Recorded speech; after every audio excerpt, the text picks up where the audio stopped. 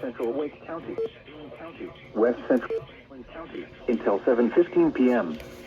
At 6:22 p.m., a severe thunderstorm was located near Carborough, or near Chapel Hill, moving east at 40 miles per hour. Hazard, ping pong ball size hail and 60 miles per hour wind gusts. Source, radar indicated. Impact, people and animals outdoors will be injured. Expect hail damage to roofs, siding, windows, and vehicles.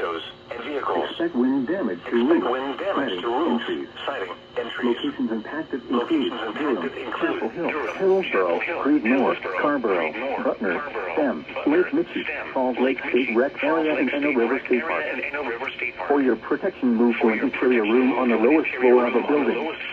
Repeating, a severe thunderstorm warning has been issued until 7:15 p.m. for the following counties in North Carolina: Durham, Franklin, Granville, Orange, and Lake.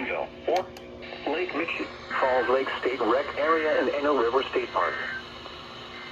This is NOAA Weather Radio. All hazards. Station WNG 586.